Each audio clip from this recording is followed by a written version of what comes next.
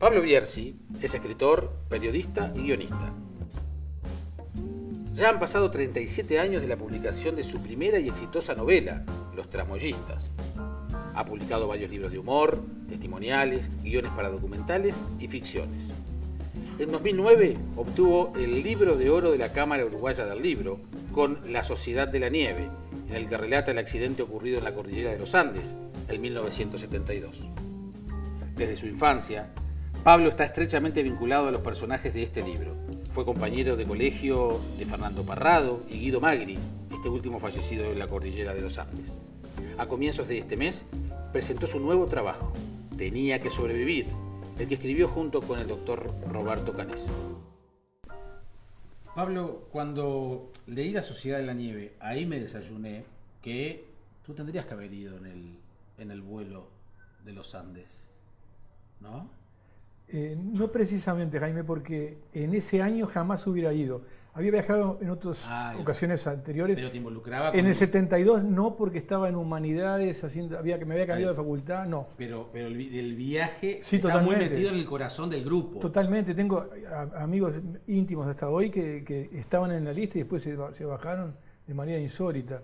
Y bueno, murieron un montón de amigos y otros sobrevivieron. Y cuando venís a un aeropuerto, por ejemplo, ¿pensás como hoy que estamos acá en la sala VIP? ¿Sentís, te viene el recuerdo o bueno, forma parte de aquella infancia o adolescencia de aquel grupo de los Andes? ¿O está muy presente en vos? No, en verdad no.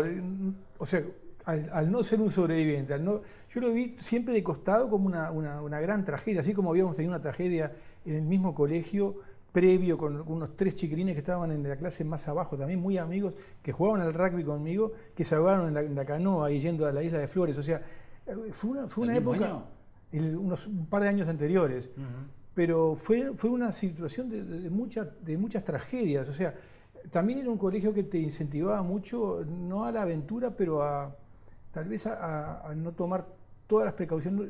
Había algo que ver con la omnipotencia de esa edad, que capaz que estaba agudizada hasta por el rugby. Eso no lo tengo claro, Jaime. Pero por lo pronto con La Sociedad de la Nieve te involucraste como no te habías involucrado antes. Sí, totalmente, claro, porque fue un libro que quise hacer desde el principio. O sea, quería entender lo que sucedió desde que llegaron. Y como yo lo cuento en La Sociedad de la Nieve, cuando llegaron el 28 de diciembre del 72, a los 2 días o 3, 4 días, Nando Parrado me propone ya ayudarlo a contar la historia, porque éramos compañeros de clase, éramos amigos, y a los dos nos gustaban los relatos. Entonces arranqué de los 23 años a los 22 años tenía, a escribirlo. Trabajamos meses y después, bueno, vino era un error hacerlo en artesanal, sin experiencia. Yo el primer libro después escribí a los 24, que fue Los Tramoyistas, que se publicó en el 79. No tenía experiencia, simplemente tenía el training de la obsesión de la escritura, como todos los que les gusta esto desde siempre. Pero fue muy adecuado que saliéramos al costado y se hiciera un libro grande, como el de Pierre-Paul Ried, que acalló todas las otras novelas que estaban surgiendo, hipótesis que se habían matado entre ellos, cualquier disparate. Entonces había que acallarlo con una obra grande, y eso tienen las obras grandes desde afuera, aplastan todo los rumores.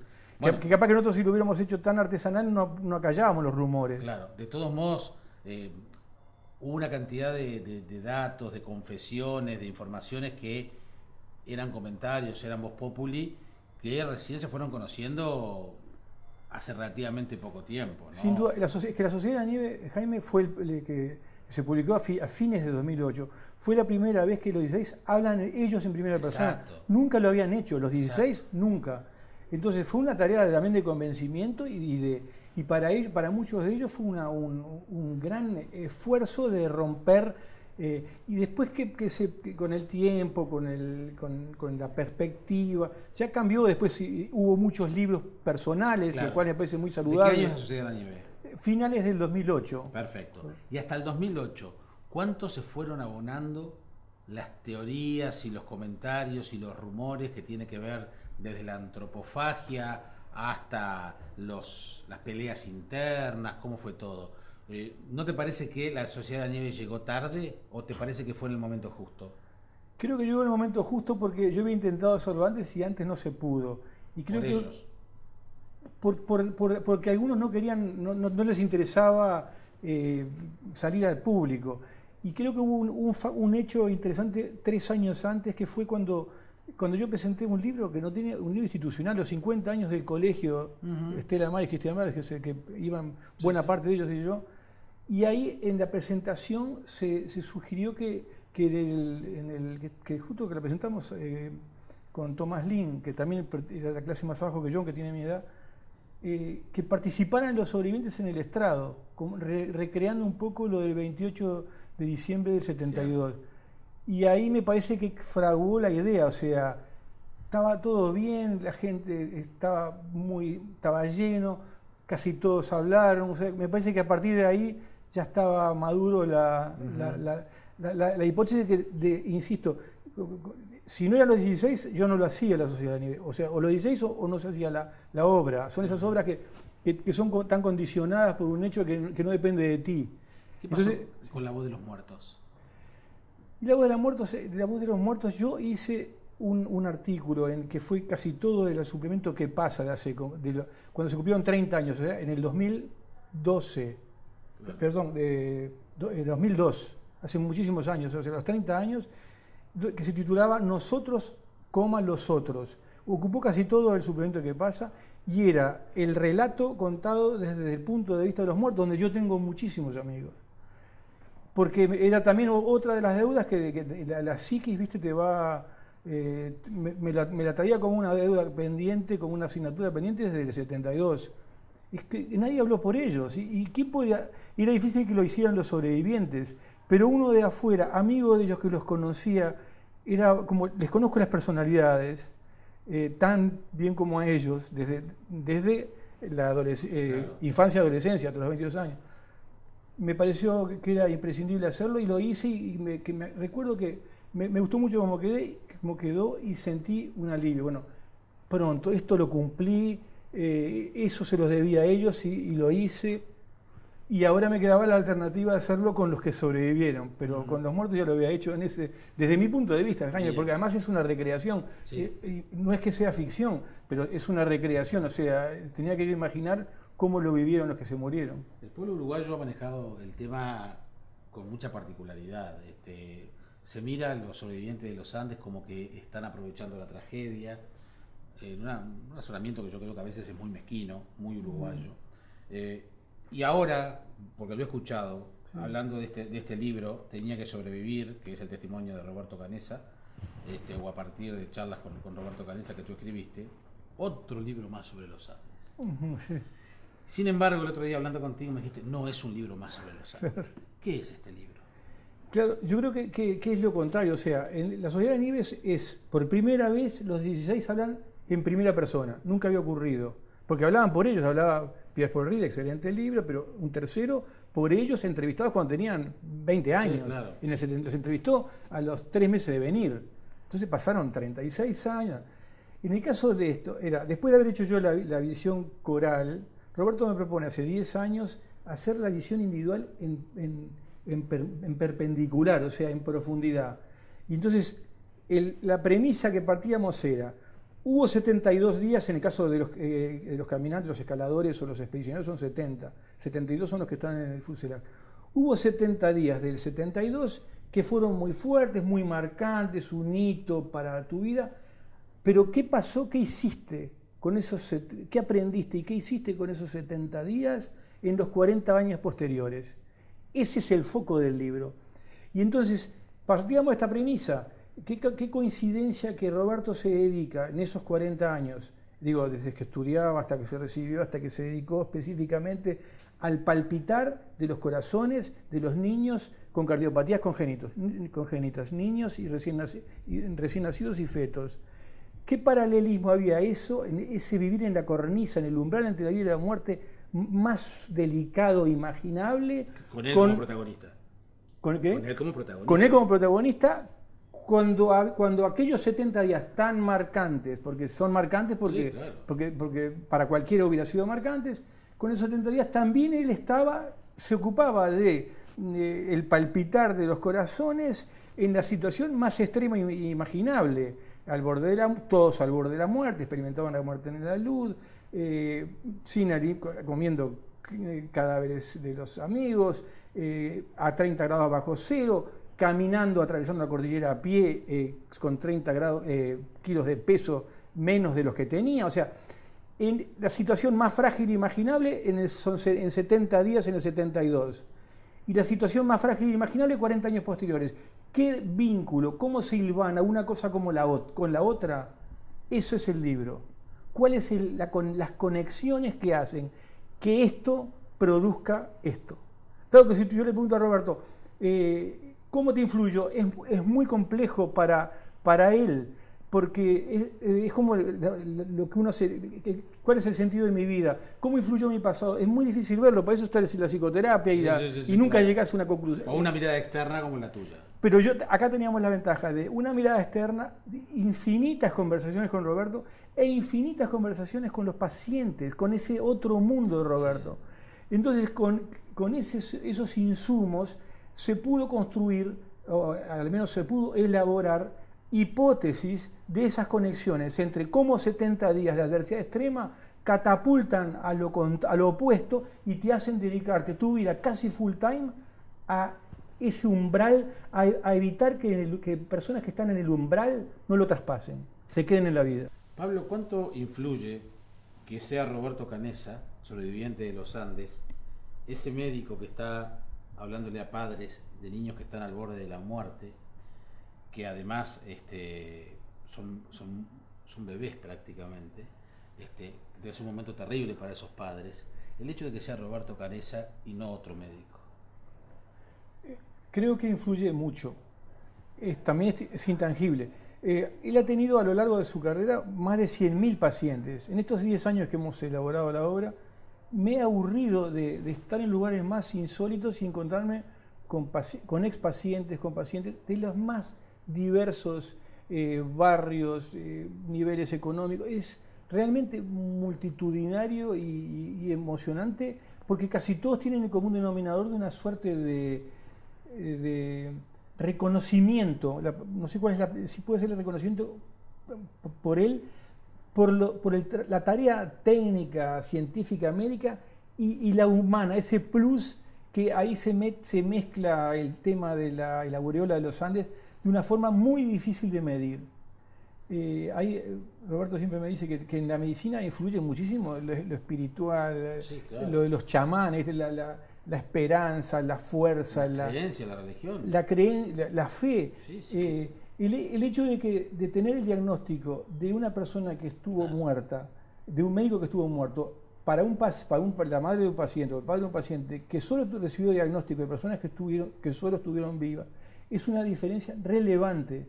Entonces yo he estado en esas decenas de pacientes, porque acá en el libro aparecen los que representan a todo el resto. Y además lo que quisieron poner el nombre y la foto, porque queremos porque en Estados Unidos decían, no, pero este libro parece ficción. No, muchachos, es tan real que les voy a dar el nombre y les voy a dar la foto.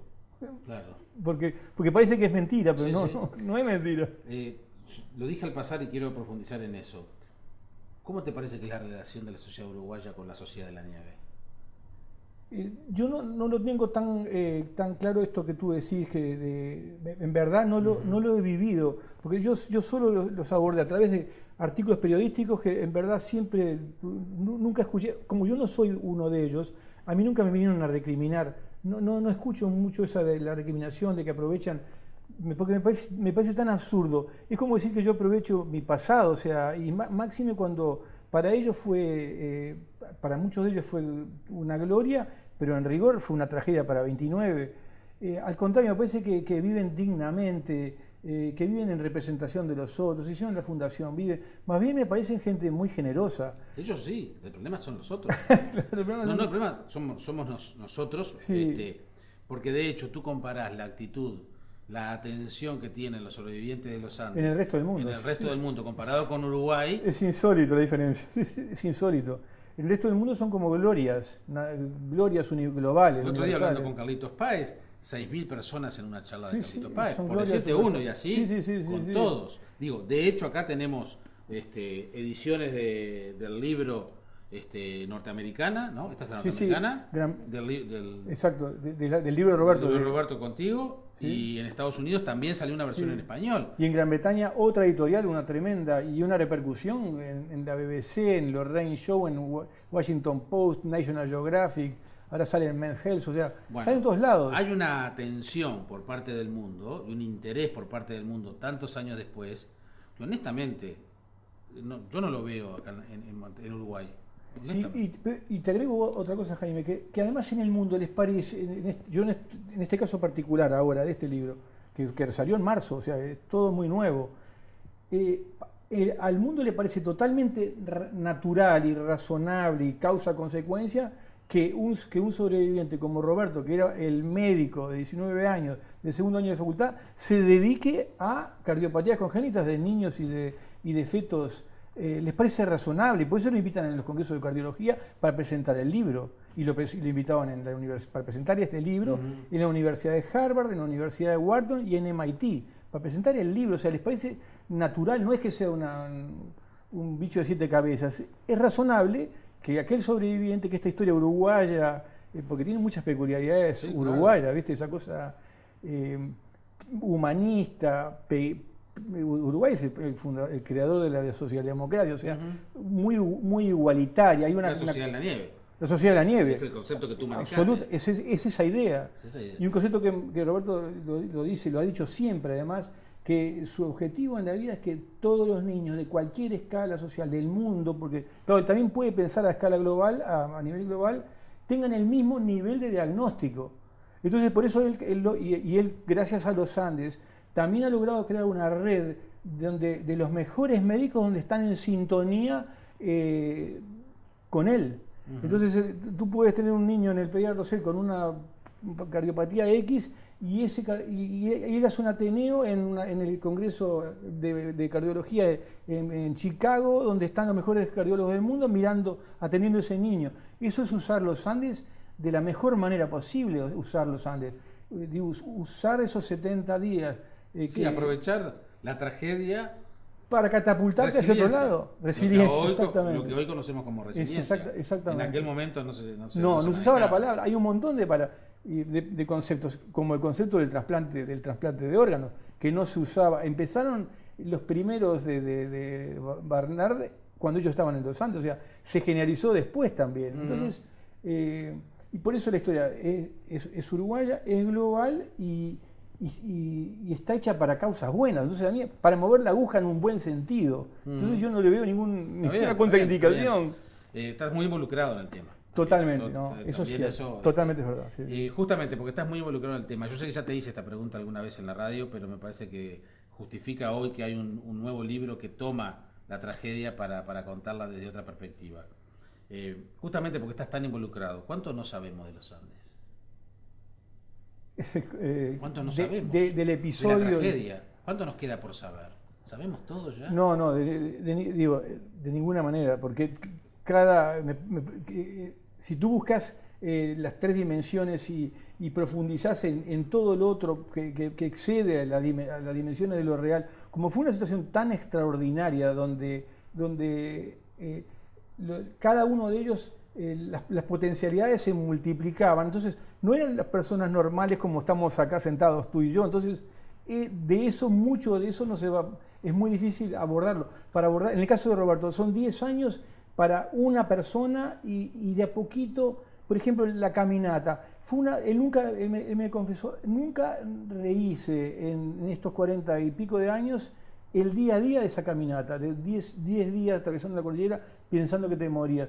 Nunca lo había hecho porque era un ejercicio doloroso, un ejercicio, como por ponerte un ejemplo. Sí, otro elemento que está en este libro que no lo habíamos contado con detalles, mientras ellos caminaban, esto estoy volviendo a los Andes, no toda la parte esa de la sanación, que para mí es lo que más me interesa de este libro, sin ningún género de duda, la consecuencia. De acuerdo. Pero, por ejemplo, mientras ellos caminaban 10 días por las cimas de la montaña, el papá de Roberto, junto con el papá de Roy Harley, junto con el papá de Carlitos Páez, junto con el papá de Gustavo Nicolich, más 2 pilotos intrépidos, Rubén Terra y Eduardo Lepere, que están en el libro, más otros tripulantes, lo buscaban en un C-47 que no puedes creer, es un avión de 2 motores de la Segunda Guerra Mundial que casi se prende fuego 2 veces. Los mismos días, ellos están acá abajo y ellos están acá. Y ellos los escuchan, pero nunca se vieron. Es una situación única, es rarísima. Es desesperante. Ellos sabían que lo estaban buscando y ellos no los veían y ellos nunca los vieron, pero para Roberto, el malacate ese, la ganzúa de que los están buscando, donde sospechaba que el padre estaba arriba porque habían dicho que habían escuchado en la pequeña radio Espica que en el C-47 iban padres de accidentados. Pensaba, pero papá está acá arriba, y eso era también un aliciente para seguir caminando cuando no tenía más fuerzas. O sea, como él dice, el cuerpo claudicó, no obstante la mente, después lo que tú preguntabas, si no sabemos todo, la mente detonó energías y fuerzas que no tenían la más remota noción que tienen y que hacía que las piernas caminaran. ¿Qué es eso? ¿Es un milagro? ¿Hay algo de milagro? ¿Vos que es un tipo tan terrenal? Yo no, ahí hablo como Nando, digo, estoy hablando de afuera, siempre todo de afuera. Sí, yo no soy de, pero sos el tipo que más cerca está de ellos. Estoy bastante cerca. Eso no, desde mi punto de vista, no tiene, para mí no tiene nada de milagroso. Es todo cabeza. Es la sociedad de la nieve. Es la hazaña humana, es hacer un equipo sinérgico donde se desarrollan todas las potencialidades a un grado. Cada uno es la hipérbole de sí mismo. Roy Harley es el mejor ingeniero del mundo y está en primer año de facultad. Roberto y Gustavo Servino, que están en segundo y primero de medicina, son los mejores médicos. Los primos Strauss, que son 2 años más, son cerebros organizadores inconmensurables. Nando Parrado, con el aliciente de escapar, es como dice él, una máquina de supervivencia imposible de detener. Entonces no son personas normales, son la hipérbole de sí mismos. Entonces yo no sé qué es lo que tiene de milagroso, lo que tiene es un gran esfuerzo, hay un impresionante esfuerzo humano y donde uno aprende que las potencialidades que tenemos son tan inconmensurables como hace Roberto con sus niños. Es por eso claro, que pero hay que estar en situaciones extremas, hay que estar en la cordillera o hay que estar al borde de la muerte dentro de un quirófano con un bebé. Perfecto, exactamente. Para que salte eso. Pero por eso a Roberto le salta con tanta facilidad con los niños. Y entonces tú me preguntabas hoy cómo lo ven las madres. Y las madres no ven a Jaime Clara o a Pablo así. Ven una cosa extra, porque eso más yo quiero que las madres le pregunten, he estado tantas horas con ellas, ¿qué es lo que ven? Y se me ponen a llorar, o sea, no es puramente racional lo que ven, porque lo que ven me lo expresan con llanto. Está claro. Entonces, es la hipérbole de sí mismo, entonces, y para ellos también es tiene un significado superlativo para las madres y para notoriamente tiene que ser también para los niños. ¿Te sentiste cómodo? Sí, espectacular. Contigo es muy difícil sentirse incómodo, pero... No, pero además la gente de Aeropuertos VIP Club nos ha ha abierto las puertas para que el observador TV esté acá, y entonces va a tener una atención contigo y te va a ofrecer los servicios de la sala VIP de esta Aeropuertos VIP Club para que lo puedas aprovechar en tus próximos viajes. Espectacular. Buenísimo. Así que bueno, gracias por haber venido. Ha sido un gusto recibirte. Un gustazo para mí. Nos vemos pronto.